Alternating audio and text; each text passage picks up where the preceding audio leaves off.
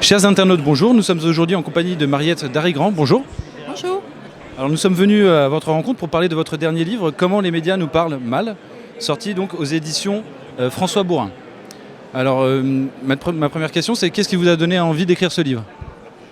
Le pessimisme qui est diffusé par les médias, le fait que la crise est décrite comme un processus très négatif, qui nous enferme, qui nous plombe et qui nous empêche de réfléchir.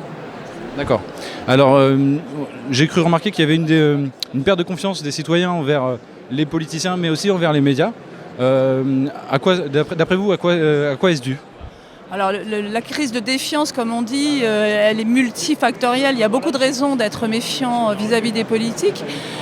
Mais il ne faut pas tomber dans ce biais-là. Je crois vraiment que ce serait très problématique pour nous-mêmes. C'est de faire notre propre malheur que de penser que les autres nous parlent, nous mentent, complotent, etc. C'est très très très urgent de lutter contre cette vision-là du monde. Alors la confiance, c'est un pari. C'est comme le pari de Pascal. Mais il ne faut pas à ce moment-là penser forcément à Dieu, il faut penser à l'autre, il faut penser à chacun d'entre nous et nos interlocuteurs. Donc je crois qu'il faut commencer, comme le disait Hannah Arendt, par se faire confiance les uns aux autres pour retisser le lien social, le vivre ensemble. Le politique, c'est cela. On est dans un moment où il faut revenir aux fondamentaux du politique. Le premier acte de politique, c'est faire confiance à la personne qui vous parle ou qui vous questionne et qui attend de vous quelque chose. D'accord.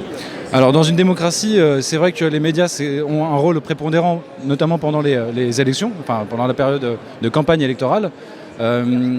Est-ce pas un problème d'après vous que les médias justement qui nous informent sur les candidats appartiennent majoritairement à des groupes privés et donc sont susceptibles de servir ces intérêts privés ?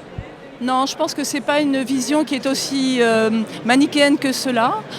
Les intérêts privés, comme vous dites, peuvent aussi être des instances démocratiques, éclairantes et participer. C'est pas forcément l'entreprise privée qui est mauvaise en soi.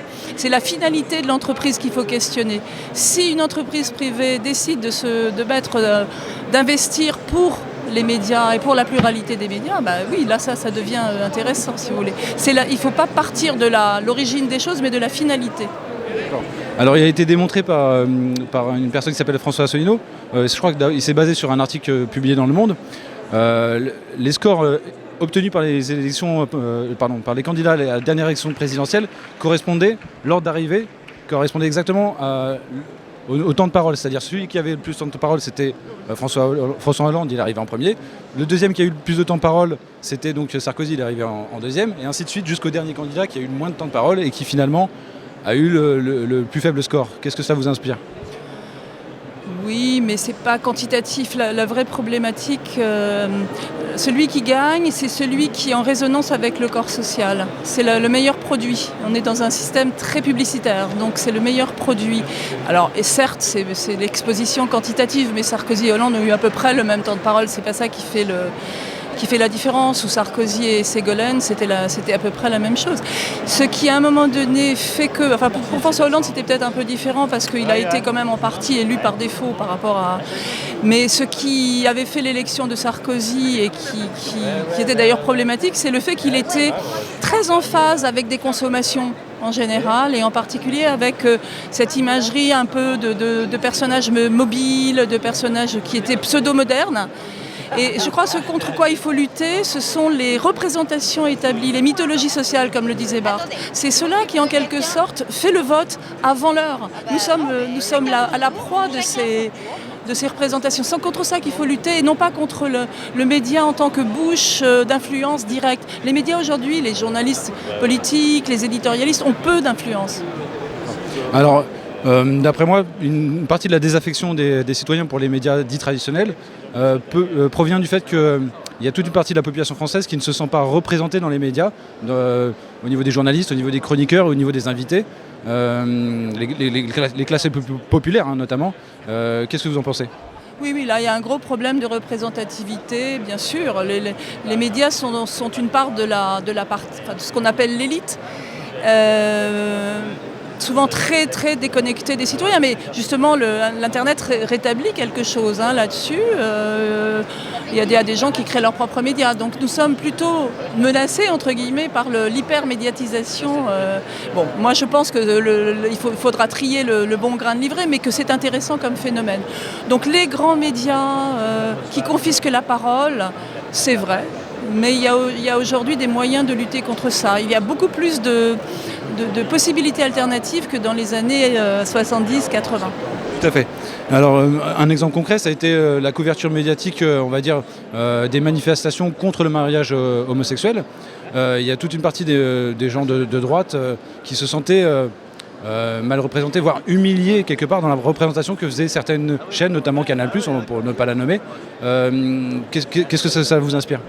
Non, je pense que précisément au moment du mariage pour tous, l'effet de surprise des journalistes parisiens, souvent de gauche, souvent progressistes, etc., qui ont découvert une autre France qu'ils croyaient avoir disparu puisqu'elle ne leur ressemblait pas, cet effet de surprise, au contraire, a créé une grande curiosité. Les reportages ont été sur les gens qui étaient contre le mariage pour tous.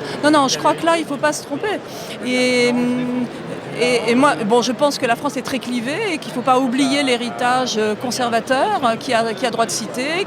C'est intéressant qu'il soit là, mais Canal+, c'est une petite chose, hein, c'est pas les grands médias en général. Là, non, il y a eu au contraire, je crois, un effet de fascination. Et d'ailleurs, vous avez vu monter des égéries comme Brigitte Barjot ou autres. Ce sont des femmes qui ont, à un moment donné, cristallisé quelque chose qui ressemble à de la curiosité, c'est tout. Très bien. Alors, une dernière question, vous êtes sémiologue. Si vous pouvez expliquer aux internautes ce que c'est et donner votre analyse de ce que Orwell a appelé la novlangue. Beaucoup de gens pensent aujourd'hui qu'il y a beaucoup de novlangue qui est utilisée dans les médias et qui n'est malheureusement pas assez décryptée par certains journalistes qui pourraient le faire. Oui, il y a ce qu'on appelle traditionnellement, oui c'est une novlangue, mais c'est plutôt une doxa, c'est-à-dire un discours vide, un ressassement des lieux communs, des clichés, dont nous devons vraiment nous méfier. Donc par exemple dans mon livre j'analyse le mot fragile qui est employé aujourd'hui à toutes les sauces et qui empêche à la fois de voir les vrais fragiles, que ce soit les gens qui sont tout en bas de l'échelle sociale ou les personnes âgées par exemple, qui ont aujourd'hui qui sont très présentes dans la société, dont il faut s'occuper. Donc ça, il y a des vrais fragiles et quelqu'un une star qui passe un mauvais moment, qui a une dépression, a peut-être un moment de fragilisation. Mais personnellement, j'ai pas envie d'être au courant de ça. Ça m'intéresse pas. Je pense qu'il faut employer d'autres mots. Et sinon, ce qui se passe, c'est qu'on intériorise la vision de l'individu comme étant un merveilleux fragile et qu'il aurait à ce moment-là la tentation d'aller se faire protéger par des gens qui ont l'air très solides et qui sont, à mon sens, au contraire, de dangereux manipulateurs. D'accord. Et sur votre métier de sémiologue alors ? Oui, alors mon métier, c'est pour moi, parce que je suis de formation littéraire, c'est au fond de lire le monde qui m'entoure, la société, de la lire au sens littéraire du terme. Comme si je lisais des romans. Je lis les magazines comme je lis des romans, j'écoute la radio comme j'écouterais des contes oraux. Je m'amuse avec les mythologies, les grandes formes traditionnelles. Très bien. Eh bien Mariette Darigrand, je vous remercie beaucoup pour cette interview. Merci à vous.